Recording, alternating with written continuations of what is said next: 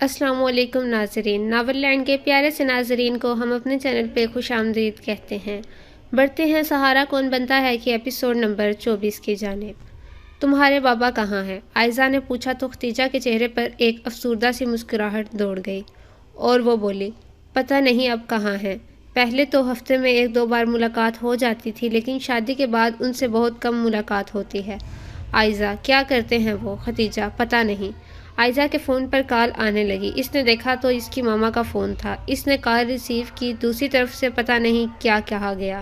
عائزہ نے جواب دیا، جی ماما، میں بالکل ٹھیک ہوں، بس تھوڑی دیر تک آ رہی ہوں۔ ختیجہ بولی، میری بات بھی کروا دینا۔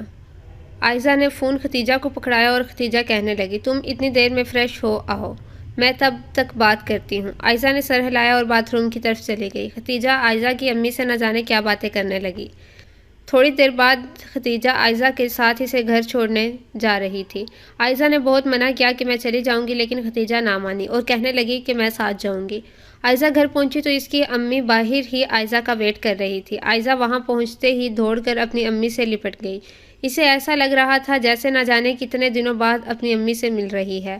حالانکہ وہ تو بس ایک ہی رات ان سے دور رہی تھی، مگر اس ایک رات کے تجربے نے عائزہ پر ایسے نقوش چھوڑے تھے کہ اسے محسوس ہو رہا تھا کہ وہ ایک لمبے عرصے کے بعد گھر لوٹی ہو۔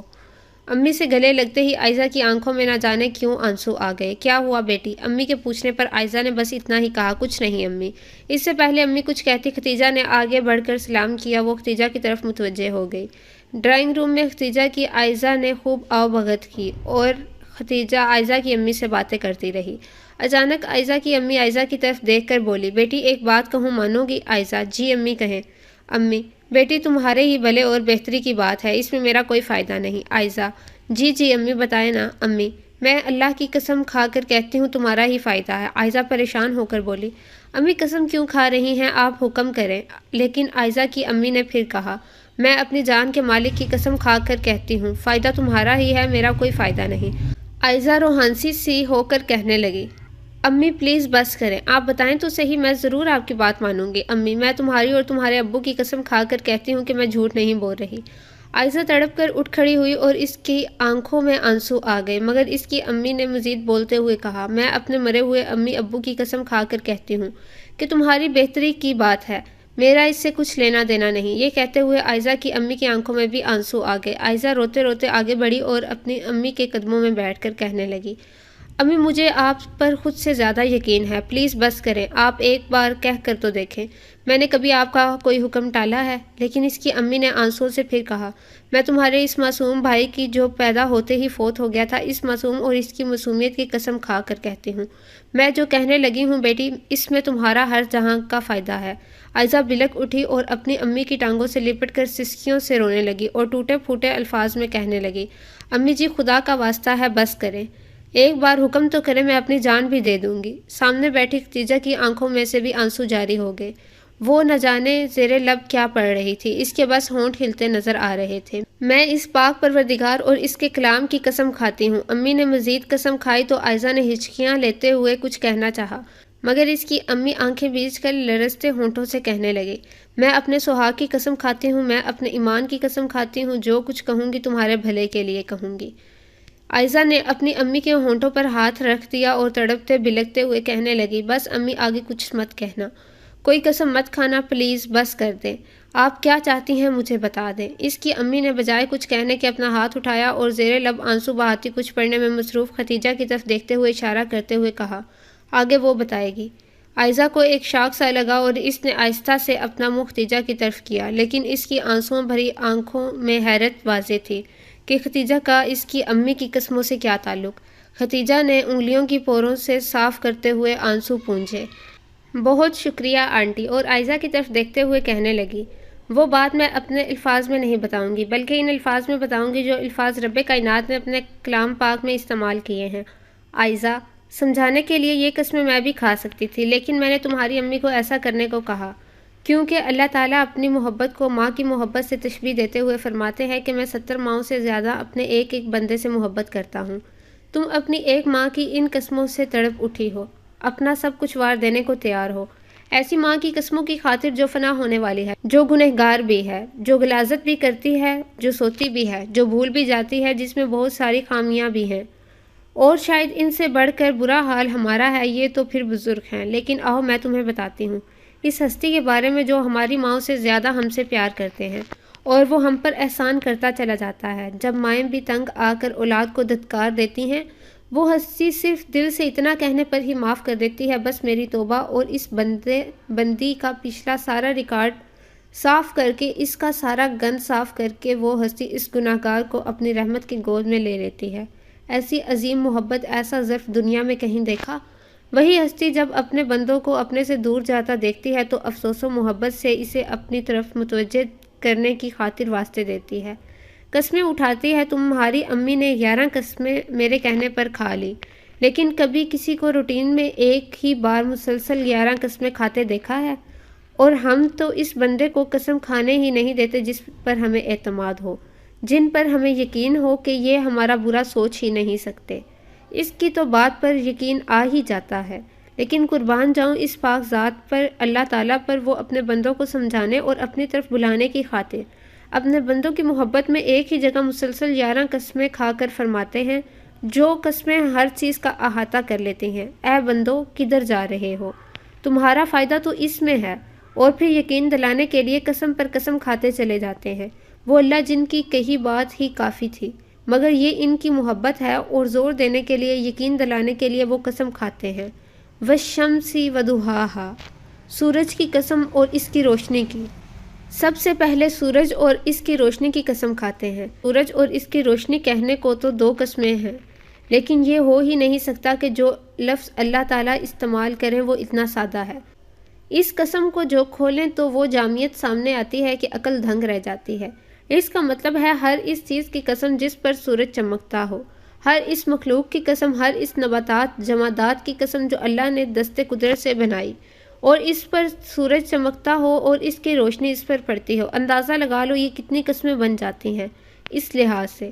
وَالْقَمَرِ إِذَا تَلَاهَا، اور چاند کی قسم جب وہ اس کے پیچھے آئے۔ ذائقے اور مٹھاس چاند کی روشنی سے پیدا ہوتے ہیں۔ سمندر کی لہروں اور پانی کو چاند اپنی طرف کھینچتا ہے۔ ان سب چیزوں کو، پانی کے قطروں کو اس قسم میں شامل کرو۔ وَالنَّهَارِ إِذَا جَلَّاهَا، اور دن کی جب وہ اس سورج کو ظاہر کرتے۔ سورج تو رات کو بھی موجود ہوتا ہے، تو ساتھ ہی دن کی قسم بھی کھائے، جب اندھیرے میں سویرا ہوتا ہے اور دن ہر چیز کو خوب روشن کر دیتا ہے۔ وَاللَّيْلِ إِذَا يَغْشَاهَا، اور رات کی جب وہ اس سورج کو ڈھانپ لے۔ رات کی ایک اپنی ہیبت ہوتی ہے، اور رات کو بنانے والے کی ہیبت کے تو کیا کہنے۔ رات کی ہیبت بھی ہے، اور رات کا دوسرا رخ سکون ہے، جب ہر تھکی شے کو رات آ کر سکون سے سلا دیتی ہے۔ وَالسَّمَاءِ وَمَا بَنَاهَا، اور آسمان کی اور اس ذات کی جس نے اسے بنایا۔ یہاں کس آسمان کی بات ہو رہی ہے، یا سارے آسمانوں کی بات ہو رہی ہے، خدا بہتر جانتا ہے، مگر آسمان کے فرشتے اور دوسری آسمانوں کی مخلوقات۔ اور اللہ نے خود اپنی ذاتی کبریائی کی قسم کھائی کہ اس کے بنانے والے کی قسم کھا کر کہتا ہوں، وَالْأَرْضِ وَمَا طَحَاهَا، اور زمین کی اور اس ذات کی جس نے اسے بچھایا۔ زمین اور اس کے خزانے سب کو پتہ ہیں، اور زمینیں بھی ساتھ ہیں جو اللہ کے علم میں ہیں۔ اس کے بعد پھر دوبارہ اپنی اعلیٰ و عرفہ ذات کی قسم کھائی، وَالنَّفْسِ وَمَا سَوَّاهَا، اور نفس کی اور اس ذات کی جس نے اسے ٹھیک بنایا۔ یہاں انسانوں اور تمام جاندار مخلوقات کی قسم کھائی، اور تیسری بار پھر اپنی قسم کھا کر یاد دلایا کہ میں نے ٹھیک ٹھیک بنایا۔ کیسے ٹھیک ٹھیک بنایا؟ ایک مچھر، ایک مکھی کی بناوٹ دیکھ لیں تو بات انسانی سوچ سے تجاوز کر جائے کہ کیسے ٹھیک بنایا۔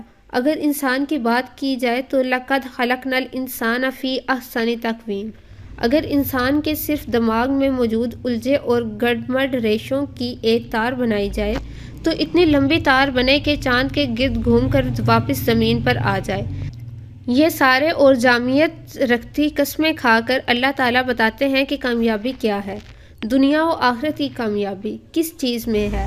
اور یہ اللہ تعالیٰ نبیوں یا مسلمانوں سے مخاطب ہو کر نہیں فرمایا، بلکہ انسانوں سے مخاطب ہو کر فرما رہے ہیں، فَأَلْهَمَهَا فُجُورَهَا وَتَقْوَاهَا قَدْ أَفْلَحَ مَنْ زَكَّاهَا وَقَدْ خَابَ مَنْ دَسَّاهَا۔ پھر اس کی نافرمانی اور اس کی پرہیزگاری کی پہچان، اس کے دل میں ڈال دی۔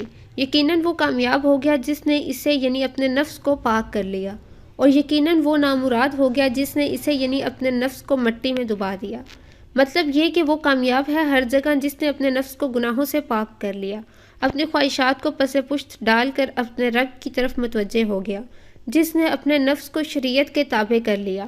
وہ شخص کامیاب ہے، چاہے پھر گھریلو معاملات ہوں، کاروباری معاملات ہوں، دنیاوی معاملات ہوں یا پھر اخروی معاملات ہوں۔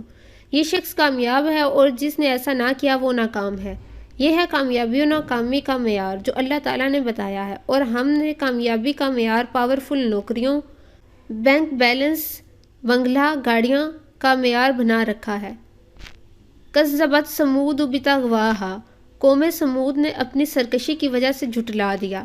جیسے کوئی اپنا انتہائی پیار سے سمجھانے کے بعد، قسمیں اور واسطے دینے کے بعد بھی نہ سمجھ آ رہا ہو تو پھر وہ اپنی دھمکی بھی دیتا ہے اور مثالیں دیتا ہے کہ دیکھو فلاں نے ایسا کیا تھا، اس کے ساتھ یہ ہوا، فلاں نے یہ کیا تھا، اس کے ساتھ وہ ہوا۔ اسی طرح اللہ تعالیٰ قسمیں اور واسطوں کے بعد، پیار سے سمجھانے کے بعد اپنے پیاروں بندوں کو ایک مثال بھی دے کر سمجھا رہے ہیں کہ دیکھو انہوں نے یہ کیا تھا تو ان کا حشر ایسا ہوا، تاکہ کسی طرح میرے بندے میری طرف لوٹ آئیں۔ اب عائزہ، تم اپنی ماں کی قسمیں کھانے پر اتنا تڑپ اٹھی اور ان پر پورا اعتماد کرتے ہوئے ان کی ہر بات ماننے کی یقین دہانی کروائی ہے۔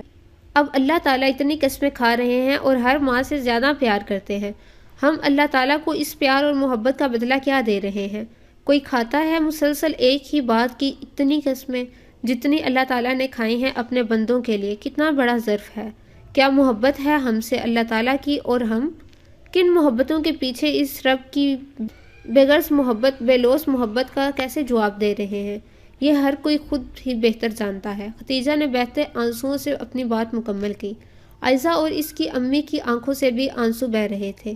کتنی زیادہ اور بے لوث محبت کو وہ انجانے میں بے قدری کا نشانہ بناتے چلے آ رہے تھے، اور ان کے آنسو وہ آنسو نہیں تھے جن کی کوئی وقت نہ ہو۔ یہ آنسو وہ آنسو تھے جو گناہوں کے پہاڑوں کو اڑانے کی طاقت رکھتے تھے۔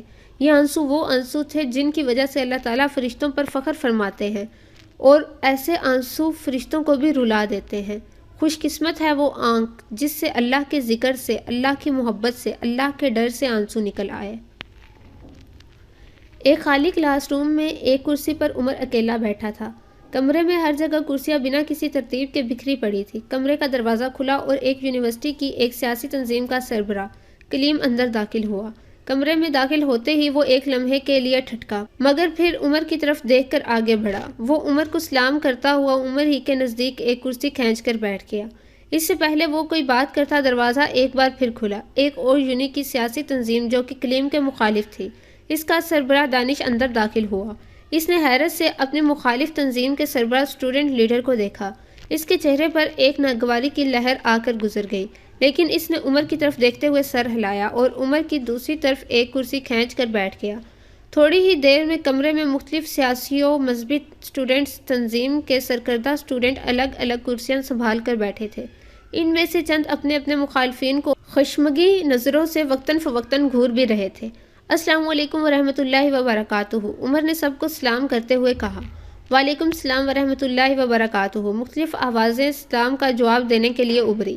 آپ سب کا یہاں آنے کا شکریہ۔ امید کرتا ہوں کہ آپ آپس کے اختلافات کے باوجود مجھے تھوڑا وقت دیں گے تاکہ میں آپ سب پر یہاں بلانے کا اپنا مقصد واضح کر دوں اور اپنی سوچ آپ تک پہنچا دوں۔ عمر نے اپنی بات کا آغاز کرتے ہوئے کہا، مجھے سمجھ نہیں آ رہی کہ اپنی بات کہاں سے شروع کروں اور اپنی سوچ کو کیسے آپ سب تک پہنچاؤں، پھر بھی میں کچھ کہنے جا رہا ہوں۔ امید ہے وہ الفاظ آپ کو میری سوچ کے عکس تک لے جائیں گے۔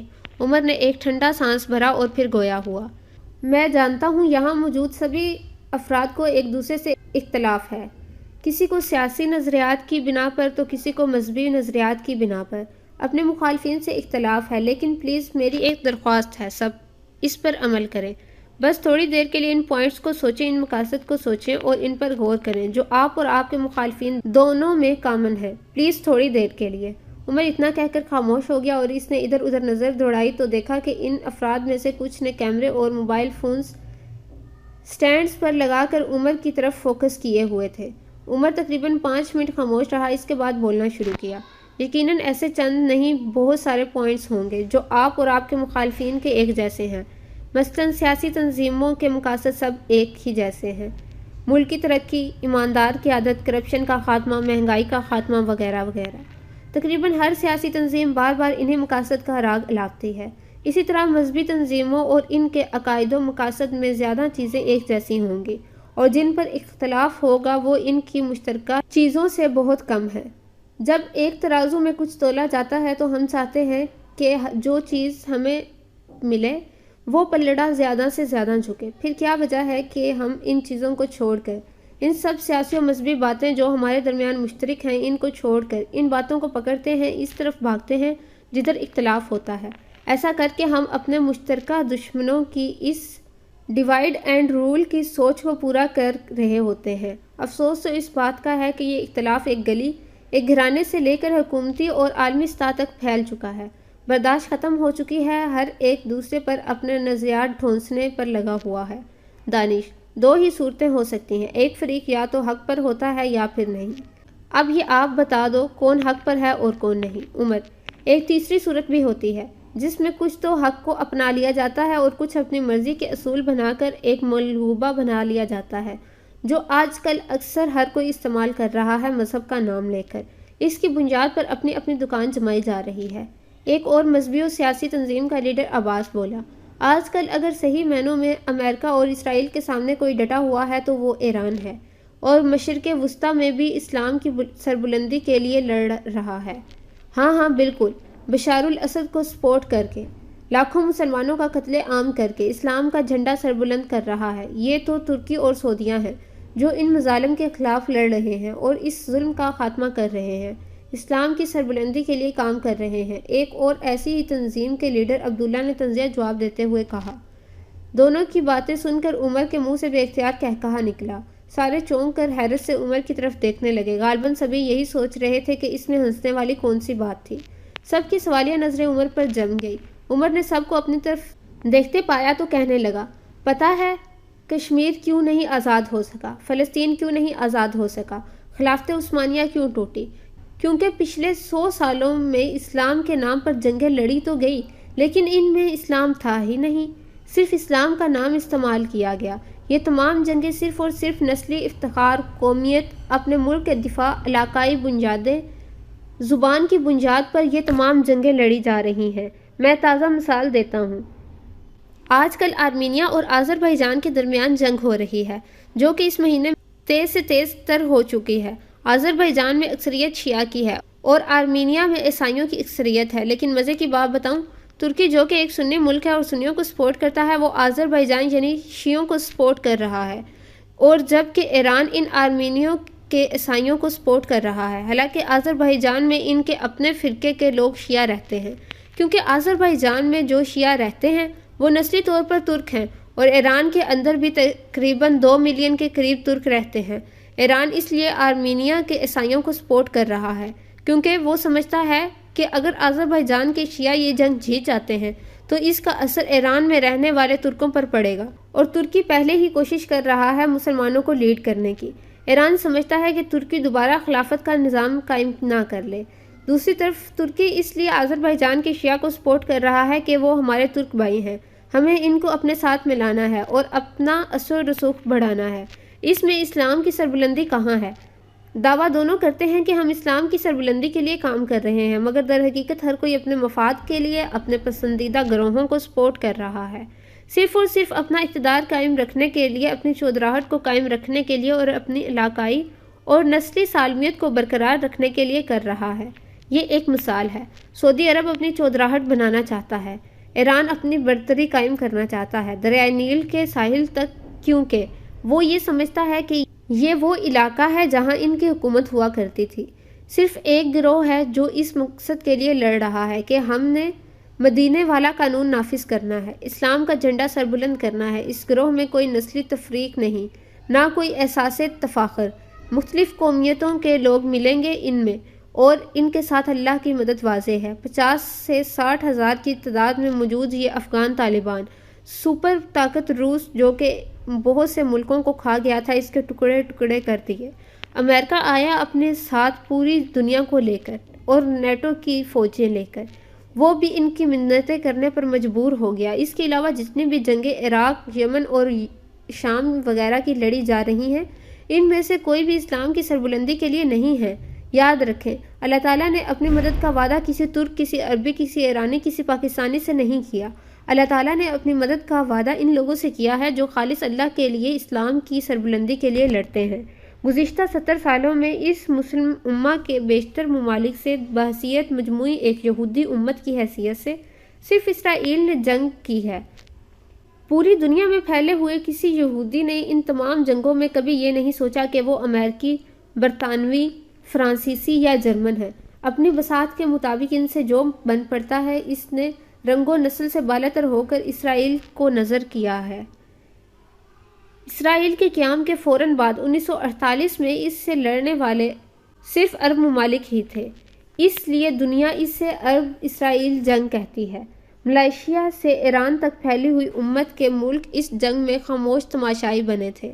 اگلی جنگ جو 1967 میں ہوئی، اس میں بھی صرف عربوں نے حصہ لیا اور عربوں نے ہی شکست بھی کھائی۔ تیسری جنگ مصر اور اسرائیل کی قومی ریاستوں کے درمیان ہوئی اور مصر فتح یاب ہوا تھا۔ چوتھی جنگ لبنان، حزب اللہ اور اسرائیل کے درمیان ہوئی، باقی مسلم دنیا تماشا دیکھتی رہی۔ اس جنگ میں اسرائیل کو ہزیمت اٹھانا پڑی، لیکن اس جنگ کی کوکھ سے ایک اور طرح کا تنازع کھڑا ہوا اور وہ بہت خطرناک تھا۔ حزب اللہ کی کامیابی کو ایران کے کھاتے میں ڈال کر عرب بالادستی کی مذموم جنگ شروع ہو گئی۔ آج اس جنگ کا ایندھن سادہ لوح مسلمان ہیں، مگر اس جنگ میں حصہ لینے کے لیے جس گرمجوشی، جذبے اور کٹ مرنے کی ضرورت تھی، اسے صرف اور صرف مصالح کی بالادستی کے نعرے سے ہی پیدا کیا جا سکتا تھا۔ ہر مرنے والا مسلمان اپنے مسلمان بھائی کے ہاتھوں ہی مرا، اور ہر مارنے والے نے بھی مسلمان ہی کو مارا۔ فرق صرف اتنا ہے کہ ایک کو جنت کا پروانہ دینے والے ایک مسلک سے تعلق رکھتے ہیں اور دوسرے کو ایک اور مسلک والے نے جنت کی بشارت دی ہوتی ہے۔ قوم پرستی ایک ایسی لعنت ہے کہ یہ دین تو دور کی بات ہے، مسلک تک فراموش کرا دیتی ہے۔ جہاں کہیں اپنے ملک کا مفاد آ گیا تو پھر کون سنی کون شیعہ۔ ترکی کو صدیوں پرانا خلافت عثمانیہ کا خواب یاد آ جاتا ہے، اور قطر کو ہزاروں سال پرانی بابل و نینوا کی سرزمین سے اپنا تعلق۔ پڑوس میں متحدہ عرب امارات اور سعودی عرب ہم مسلک تھے، لیکن ایسے ایک دوسرے پر برسے کہ جیسے صدیوں کی دشمنیاں نکالیں گے۔ ان ساری منافقتوں کے باوجود ہر لڑنے والے نے یہی نعرہ بلند کیا کہ ہم اسلام کی سربلندی اور امت مسلمہ کے لیے لڑ رہے ہیں۔ سب خاموشی سے سن رہے تھے، اکثر کے چہروں پر حیرت کی شدت نظر آ رہی تھی۔ دانش: تو پھر آپ کیا سمجھتے ہیں کہ آگے کیا ہونے والا ہے؟ عمر: تباہی اور کچھ نہیں۔ کبھی کبھی عقل دنگ رہ جاتی ہے کہ حضرت محمد صلی اللہ علیہ وآلہ وسلم نے کس دور میں بیٹھ کر آج کے حالات کا نقشہ بتا دیا تھا۔ ان کی ایک حدیث ہے، ترک 2 مرتبہ خروج کریں گے، ایک مرتبہ آذربائیجان اور دوسری مرتبہ فرات کے کنارے۔ ناظرین، یہ تھی آج کی ایپیسوڈ۔ اگلی ایپیسوڈ دیکھنے کے لیے ہمارے چینل کو سبسکرائب کریں اور ہماری ویڈیو کو زیادہ سے زیادہ شیئر کریں۔ شکریہ۔